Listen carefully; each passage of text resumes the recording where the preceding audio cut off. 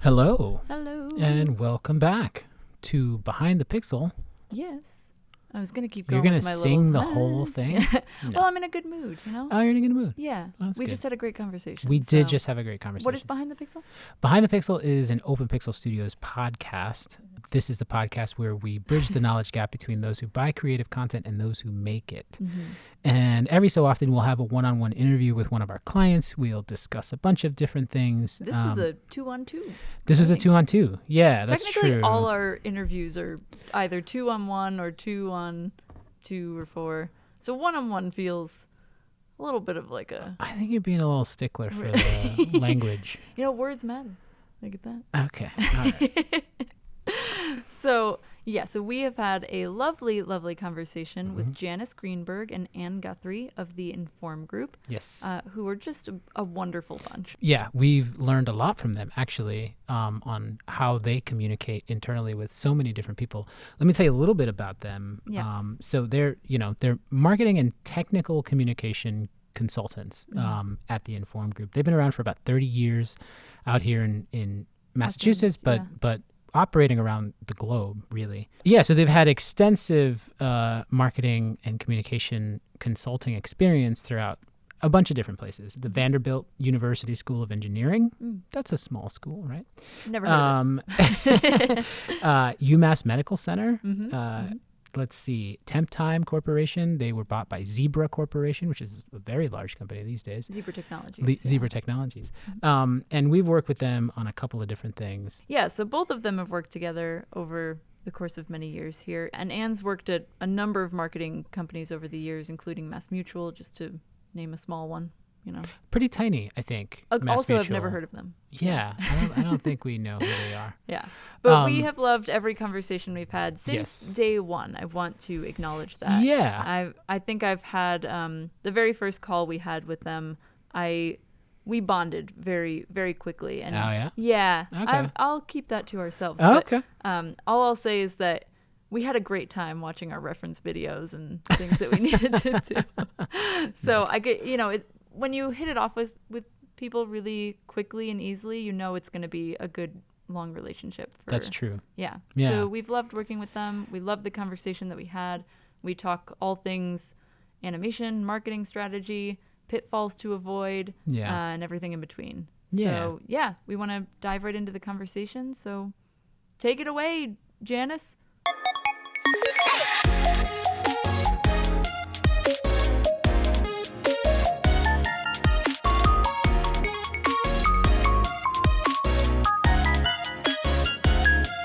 Awesome. Well, Janice Greenberg and Guthrie, thank you so much for being here with us. And taking the time. Yeah, yes, really. We really appreciate it. I know it's been sort of back and forth. We've been on email chains trying to get you guys on here. Why don't you tell us a little bit about what you guys do for your clients through your work at the Inform Group? Sure, I'll start. I would say that we like to consider ourselves as an extension of a marketing team. It could be, a small, like 2 or 3 person marketing team, could be a big marketing team, whatever it is. We sort of encourage our clients to consider us as part of their team and not a vendor, so that we can really work with everybody. I'd say we focus on marketing communications and content development. And we usually start with some sort of discovery by, talking to as many internal stakeholders as possible. Salespeople, senior management, product development specialists. And when it makes sense, when we can, we like to talk to their clients as well, because they give us a completely different perspective of, how that customer is seen in the marketplace. Sometimes, how the competition sells against them, that kind of thing. And we'll also do research to see how the competition speaks to the audience too, because that gives us some ideas of what resonates. And that's really how we start to form communications objectives and then map out plans and tactics to meet those. Yeah, that makes perfect sense. And I'm sort of curious, within each of the roles that you both have, do you have the ability to sort of interchange between you in terms of the roles and responsibilities that you do, or are you each specializing in a particular area within marketing? Yeah, so I'll jump in on that. And that was a great broad brush description of what we do. And while we do have some crossover when necessary or helpful, we do collaborate on everything. Nothing is independent. We collaborate on everything, but we do have areas of expertise. And our work in the Informed Group for the past 30 years has been primarily focused on science, technology, engineering. Our clients are in the medical device industry, industrial products, scientific research institutes at universities. So our content knowledge about science and technology has been a real key factor for our clients because we understand their stuff. We can take their specifications, listen to the product developers, understand what the salespeople need to know and understand. And I have an engineering background, so that's where I come into play. And then Anne she's a master of understanding all of these things that I come back with and boiling it down to some very concise messages that make sense, concise content that's understandable and really makes the information more accessible. Yeah. So I'm kind of curious then, how do you sort of identify when you're either first meeting with a client or you've had relationships with them over the years? Like, how do you first identify that animation is kind of the right tool for that particular moment in time for the message that they're trying to sell? Like, is it, especially I think of in the product lines that you're working on, being more medical, scientific oriented, where does art come into play in a way?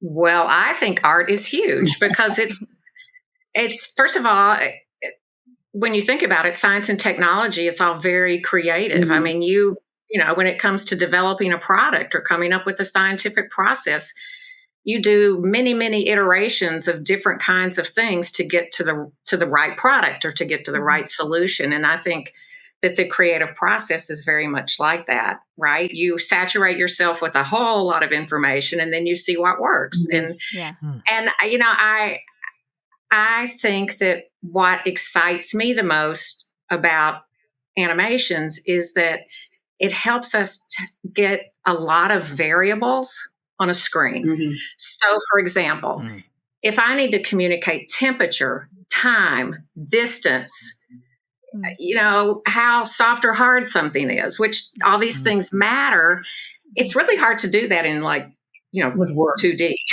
right? On a flat screen. Right. But when you can have voiceover, motion graphics, text supers, all of a sudden you have the ability to communicate so many more variables in one shot, right? So that for me is what's really magical about it. And I think that also makes it so much more captivating and interesting to the audience. Oh, totally. Can I jump in here? This is a question we didn't write down, but I'm thinking about where, and I know we do animation, but I'm always curious as to where we don't want to use animation. Are there times when your clients have said, you know, maybe animation is not the right way to go here? What are some of those reasons, just so that our audience, because our audience is full of artistic folks, animators, people who are doing the creative, but also marketers who are also sort of in your shoes thinking about which mediums to go with, depending on what they're trying to do. I think from my perspective, where I've seen a little bit of pushback is that they just really don't understand. Even if you show them samples, some people just can't seem to make the leap from. I think people a lot of times get stuck in their, maybe stuck's the wrong word, but you know, they're used to doing things the way that they do them, and so they might feel like their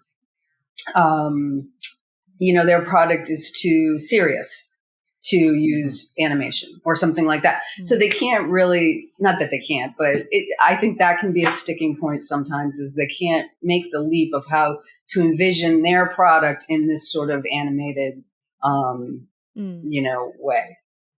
I don't know. Does that make sense? Yeah, so I'm going to be bad cop here. I'll be bad cop. Go for it. So, you know, just because you have a tool doesn't mean it needs to be used. And let's use our classic example of PowerPoint. Right. Just because you have a huge library of fonts and you can make things spin and twirl and swoop in, it doesn't mean that it's a good idea. And if somebody's all, jazzed up about they need a video, and you're delivered with what it is they feel like they need to communicate, you cannot make a silk purse out of a sow's ear. I mean, if you don't have content, like if there's just not enough there for you to get your hands around, that's got to be a real challenge for you as the animators to go, we can't squeeze it out. There's just not any blood in that turnip, right? So I think that can go both ways. That somebody's going to be like, oh, I want a video about my thing, and you're kind of like, well, I need a little more people because I can't work. There's nothing here for me to work with, right? Right. Has that happened to you? Oh, absolutely. Oh, yeah, definitely. There's times where sometimes it's like there's too much information to fit within a single video, and then there's the opposite side of how do we take the little information that we have and try to like squeeze it into like something that is or stretch it out. Exactly. Yeah. So, Oftentimes what we find when there's too much information, it's because the person on the other end really cares about what they're talking about. And so they want to preserve basically every single thought within that script, like everything that they could do, and condensing it down is really hard. Right. And do you have tricks or something, like how do you distill it? Because I know you do that often. Right, you're essentially translating the corporate messaging into scripts all the time. Right. How do you work through, especially when you're dealing with these sort of like technical, complex subjects? How do you either narrow the focus or be able to expand off of the original idea? Well, you're right. We usually get way too much information. So, I think where I usually start with everything, and including these videos, especially these videos, I'd say, is I tell our clients that we have got to answer the question for the audience, what's in it for me? They don't care about anything else. They don't care about how smart they are. They want to know, what are you going to do for me? So I try to boil it down to, we understand your challenge. We can solve your challenge. And that's it. And, and I will tell you that I do these outlines, and Janice usually takes a big red pen to them, because it is kind of difficult to really boil it down. And so that's when we collaborate, is when we start to talk it through, and we're like, does this say the same thing as what we said 2 frames ago? It might. Right. So do we really need those extra words? I have to ask on that side note, is it a physical pen or a digital pen, or is it both? No, it's physical. Excellent.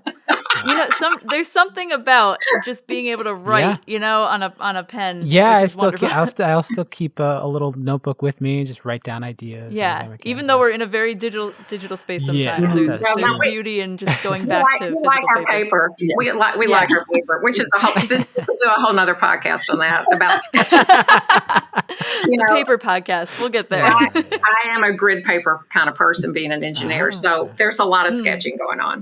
But I think what Anne said is right. We always get too much. And I think where we have had some good success with our clients in moving them away from that is they come to trust us, right? So when you think about a product manager who's worked for a very long time to bring a product to market, or you're talking with someone who has decades of experience researching nuclear waste remediation, you have to be very thoughtful about dismissing information that they provide because this is their child. Yes. These are their babies. And so you have to be really thoughtful about how you say, you know what, I realized that was big. That was big for you. We're not so sure that it applies to the audience, or if we really have time to go that deep, but we understand that was important. And often they will go, you're right. But you just, instead of eliminating it, you kind of have to counsel them through what's going to work and why, and help them refocus on what the objective is. Since our goal here really is to just help them understand that this is going to fix a problem, we're not going to talk about what it took you to get there and all of those specs that they don't care about and all of those iterations of codes, and they don't care. They just want to know that this is going to solve my problem. Thank you very much. Yeah. That's interesting. Right. Yeah. I mean, it sounds like I'm hearing there that like just even an acknowledgement can go a long way. Oh, sure. Even if it's something that gets removed, it's like, we respect that you wanted to put this in here. We understand why. But we also understand that this might not be in the best interest of your target audience, and here's why. And like giving all of that context just makes a load of difference for sure. I think we usually approach it with them from a timing perspective too, and they understand we're all busy, right? And so nobody's going to sit down and watch a very long, explainer video. So that's usually where we start by, this is very short. We want to keep people engaged. We want them to get to the end. So what are the 1, 2, 3 primary things you want people to walk away with? Right. Yeah, that's really great advice. I feel like a lot of our clients sometimes fight with that, like internally, like, oh, what should I do? Yeah, how long, how short? Do you guys see a trend? I was just going to ask that. Yeah, were you there? Yeah. Have you seen a trend within your clients on how long you've been keeping these types of videos, these types of projects? I think we drive that. Yeah. Okay. 2 minutes. Janice is for our audio listeners. Y'all have been working with us for a few years now, and it isn't 2 minutes always our goal? Yeah. I think so. Usually. Yeah. And sometimes we're a teeny bit under and sometimes we're lower, but 2 minutes is usually our goal because we just feel like that's what people will tolerate. Yes. Mm-hmm. And as you know, we break things into chunks. Yeah. Yes. You've heard my speech on snackable nuggets, right? Yes. So do not give me the whole pie. A slice at a time would be good. So, if we can do things in snackable nuggets, then if they like the first bite, then they're like, maybe I'll try the second bite, instead of just slamming them with all of this intimidating stuff up front. Mm-hmm. Yeah. And really that's better for the customer too, because the more content you have, the more touch points and engagement you can have, right? Yeah. Yeah. Oh, definitely. So I think I'm hearing. Oh, go ahead, Janice. One thing I was just thinking about our process in working with OpenPixel, and the challenge of the too much, right? Mm-hmm. And Anne and I often we schedule this discovery call or meeting or whatever with some of the stakeholders, and we ask them to talk to us as if they were trying what they would want to tell the customer, or let's say it's for sales training.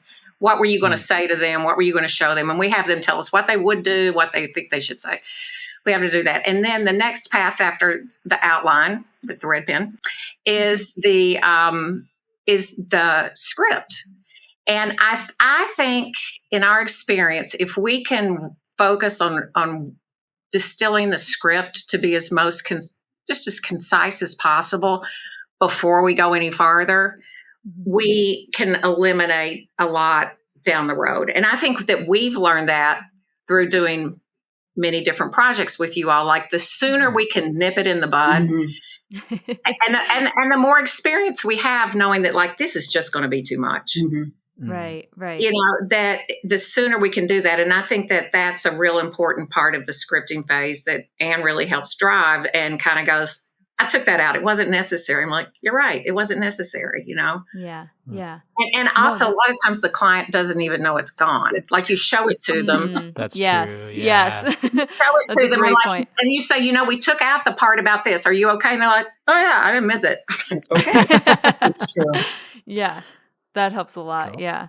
Yeah. So it kind of touches a little bit on, I think we've only touched briefly, but this idea of like common pitfalls that you see that are, some might be easily avoidable, some might be harder to avoid, but in the span of the work that you've done, do you find that there are common pitfalls that clients can avoid when going through this process? What would you like to tell? Like if there's a company out there that's your perfect client that you want to work with, maybe they're the worst client, actually. Let's go there.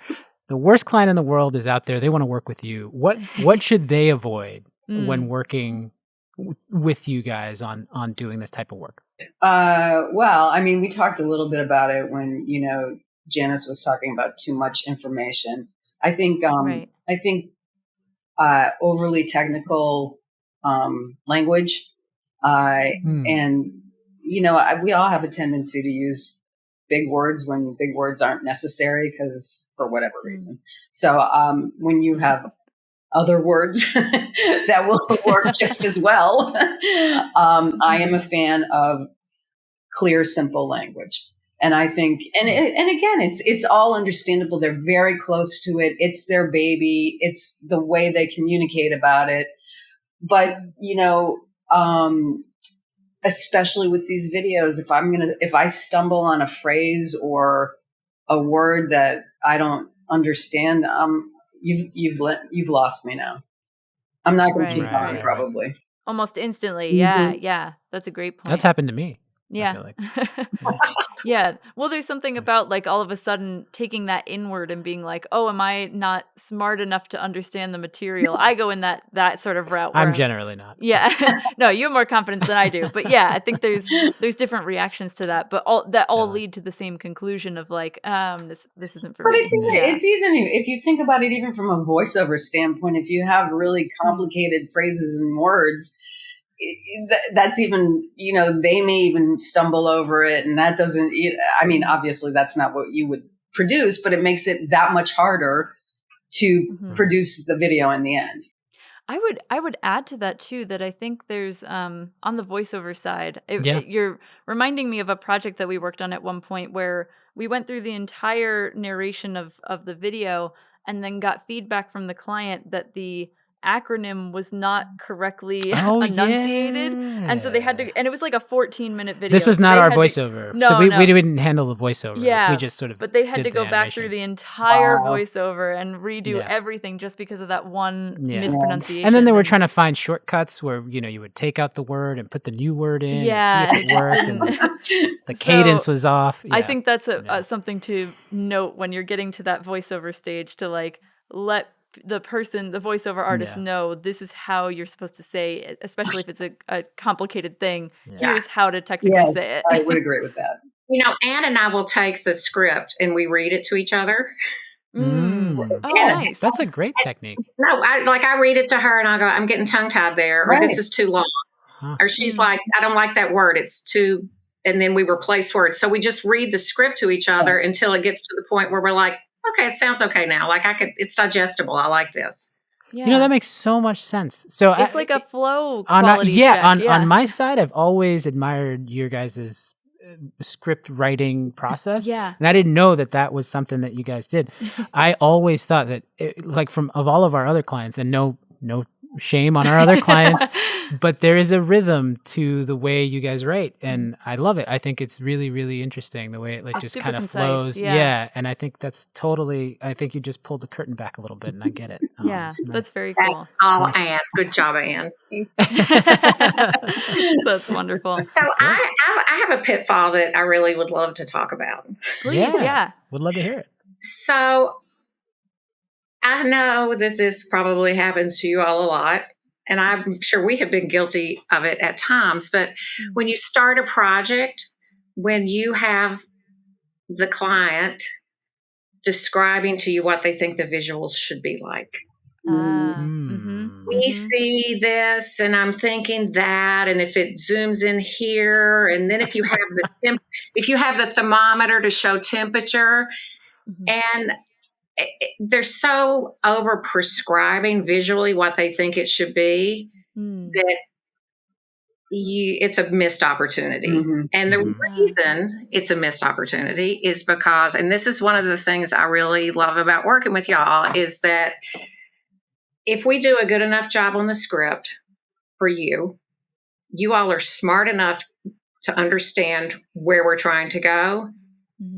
And you're the design experts. We are not the design experts. Like we can give you reference information and say, yeah, this is what abrasive discs look like. We do this all the time, right? This is kind of what that temperature indicator would do. It moves this way or it moves this way. So we can show you motion that would make sense to the audience. But you all bring in things often from a design standpoint that I would not have thought of. And I think that really is enlightening for us and helpful for the audience, because we aren't the design experts. You all are the visual design experts. So I think when you get too much prescription on this is how it should look, it's a good idea to kind of go, you know what, we're going to take this into consideration, but just tell them right up front, we aren't the design experts, but we're working with them. So you're going to be good. Right? Yeah. That's really interesting. That's fantastic advice. Yeah. Because I'm noticing sort of a parallel between what happens on the artistic side as well in terms of like creative direction. So if if you as a creative director are giving advice on here's how you could make this move, or like if any creative director that has like, I need it to be this shot and look exactly this way, also misses an opportunity to have the artist interpret what the message is and be able to put their own spin on it. And I think there's something to that idea that like, I guess I didn't realize it's happening on both sides at the same time, which is very cool to see. So I agree that it's like that missed opportunity sometimes as like leaders in that certain position of power, we have to constantly find ways to let go a little bit, to allow the creative to just explore and play and be what it needs to be. Yeah. We had our old mentor, really, last podcast, just released maybe last week. Chris Perry, he used to teach animation at Hampshire College and the 5 colleges where we studied. And he used to say to me that the team is the project. If you're directing, if you're like trying to be the leader, the team composition is what you want to find collaboration. Like that's really the key. And clearly, I mean, I think what you're saying is basically like, I need to let whoever's the expert do their expert thing, play to whatever their they strengths. do. You're going to handle the writing. I'll handle the technical, make sure the technical aspects are there. I'll let the visual people do their thing. So like, I think you guys are masters at doing that. Definitely. So. Yeah, cool. That's so cool to see. And once again, it all boils down to trust. I mean, not to get like real trusty wackadoodle here on y'all, but it really does boil down to trust. Like we trust that we're working with people who have good creative skills, right? We trust that we're working with people who are good animators. You trust that you're working with people who have good business sense and understand. Can say to you, you know what, it's cute, but that's wrong. Okay. We understand the technology or the service. So, we all have to trust each other here to sort of show up with the smarts and the experience that we have to come up with the best product. And that's why it works, because we trust each other. Definitely. Cool. Yeah. Trusty wackadoodle. I'm here for it. I love that phrase. I'm going to use that more often. often. We're totally going to use that from now on. Yes. That's perfect. Let me shift gears a little bit. What happens afterwards? So what do you hear clients say when you deliver a final animation? What's the end result after that? Because we animate, we do the thing, we hand it off, and then we kind of let it go, and we're just like, okay, we'll see what happens. And that's kind of our experience in some certain cases. But do you have anything to report back? Is there anything back there that happens? I don't think we've ever done one where the client wasn't just amazed. I mean, even if they like really, really understood the concept and where we were going, watching it unfold, because they go through most of the steps with us, and watching it unfold is like exciting. For them, it's exciting for us. But even once, like the complete storyboards, they kind of get it, right? But once they see it, I don't think I've ever had anybody, who was like, oh, that's not really like what I was expecting.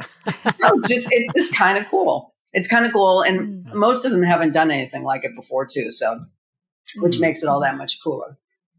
There's definitely, Anna's right. I mean, they're always just, this is incredible. They just don't understand how good they can look and how good they can be and how good they can sound. Mm-hmm. And to me, there's like a sense of pride that goes with that. So they're very proud of this piece, and they're proud to share it to accomplish whatever it is. So they're not embarrassed to get up in front of a sales training group with some heinous PowerPoint deck. Instead, they have a 2-minute explainer video, and the salespeople are going, wow, this is great. And then the next thing they go is, can I use that? Right? Mm-hmm. Right. You know, it's I think it's just really exciting for them, and it makes them feel like I've got the right suit of clothes on to go do the job I need to do. That's right. You're not sending me to the prom in jeans and a t-shirt. I'm dressed right, and you're giving me, and it's part of their package and their wrapping. And to me, there's a whole lot of pride, and even to the point that people want to be involved with the next one. Mm-hmm. Right. That's very cool. And they see that sort of as a privilege and an honor to be engaged in the next video. So that's really cool, right? The most recent one, as you guys know, I mean, we did for the U.S. audience, and it got global recognition. And so, all the other countries that they work in want one for them. They want to translate it into their language. Now that's pretty incredible, because most of the time, especially, like we're doing it for this one audience, this one product, and like maybe the other people are like not really paying attention and don't really understand what we're doing. And then for them to have this reaction to it was really cool. It was really cool. Nice. That's so cool. I want to get back to Janice, the thing you said at the beginning, because it really strikes me as like that's what's happening in the nonprofit space. I don't know how many nonprofits you work with, but you said something. You said, I think, I'm not verbatim, but they don't understand how good they can look. Mm. And what is it about that? Do you have to convince or talk through or walk through something with them around convincing them that you can look this good? Or like, how do you handle that particular problem? So, I'll give you kind of a fun little story we use on the back end here. We work with a really wonderful designer, Michael Connors, graphic design, great brand. He's a really talented guy. Amazing. We've worked with him for a very long time. And, he always uses the example that because we're the consultants and we're the people from the outside, that we can come in with our beret on and the scarf around the neck and go, you are ugly, but I can make you beautiful. Oh, I need to animate this character now. Right? We actually have named him. His name is Frank. There you go. Yes, I love this so Frank much. Comes in, you are ugly, but I can make you beautiful. And because it's coming from an outsider, it's much more palatable. Like okay, Catherine, if you said to Will, you are ugly, but I can make you beautiful, this would not work. If I said that to right? Because we all work together. But when you're that third party outsider, they can handle it. And so part of it is just telling them from the get-go, you guys are incredible. We can make y'all look really good because you're doing good stuff. Right. And part of it is just that affirmation, just like voice it, make it, say it, and then make it real. Right. And usually they're made very happy by it. Yeah. That's a great way of thinking about it. That's a really great way of thinking about it. I hadn't thought about that. And that's some power that you all have too. The power of influence that you have. I don't mean that in a creepy way, but you can, you can actually say, you know what? I know you've looked like this or felt like this for a really long time, but we're gonna fix this. We are definitely going to kick this up a few notches, and we think you'll be surprised at just how great you can look. Yeah.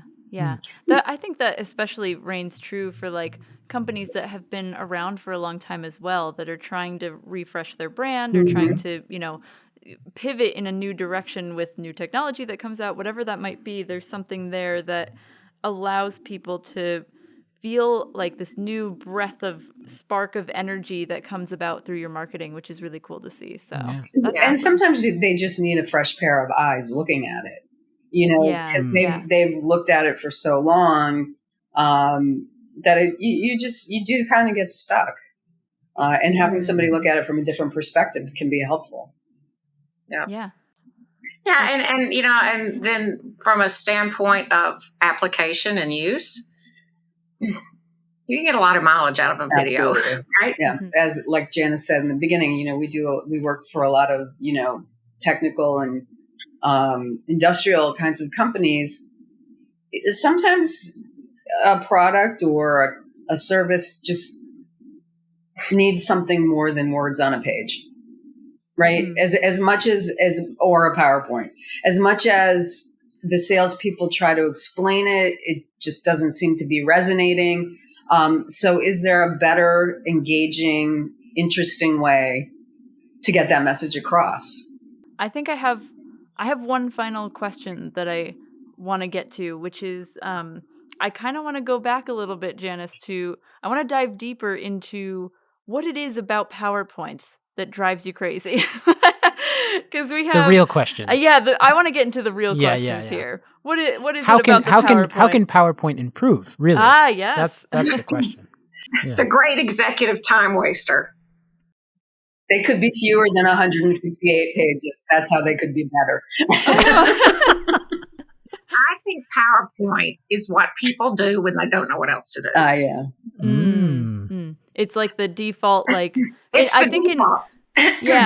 I think sometimes maybe I'm now seeing that like we think about that with in the animation world, like one particular style that tends to stick around is like the whiteboard animation. Yeah. And I think that has that similar idea of like we've seen it before, we know how it works, and so we're gonna make that happen, but it's limiting yourself on the possibilities that you can explore by thinking just a little bit more outside the box. So that's a great way to think about it. I don't hate PowerPoint. I just think that it's a default. Like you whoever said default. That's what happens is people default to PowerPoint because they don't know what else to do. And I think the real slippery slope with PowerPoint is that people feel compelled to put every morsel of information ever into that, and even on like a slide, it gets overweighted, I guess. I don't know if that's the right phrase, but no, that makes sense. That makes perfect sense. Yeah, I've seen a lot of PowerPoints in my day for sure. Yeah. As reference to, hey, can you make this video? Here's the PowerPoint that we have. That's true. Yes, we've gotten PowerPoints as like, here's the content that we need, but then translate that into motion. A lot of times that's where we start because we're looking at a PowerPoint that's not getting it done. That is fair. Right. That is fair. Cool. Well, I think in the interest of time, thank you so much for taking the time to talk with us. It was a lot of fun for us, so thank you. Thank you so I'm much. glad. Yeah. If anyone wanted to be able to work with you, what's the best way that they can reach you? How can they get to find you if they're like, oh, I need animation, but I need this marketing team to help me do it? Where are they going? If they find either one of us on LinkedIn, we're good. Awesome. Okay. That's perfect. Simple and easy. Or they could call you. There it is. Yeah. We'll know who to send them to. Absolutely. Awesome. Cool. Well, thank you so much. We really, really appreciate it. And we'll see you soon. Thanks so much. Thank you. All right. Thanks, y'all. Bye.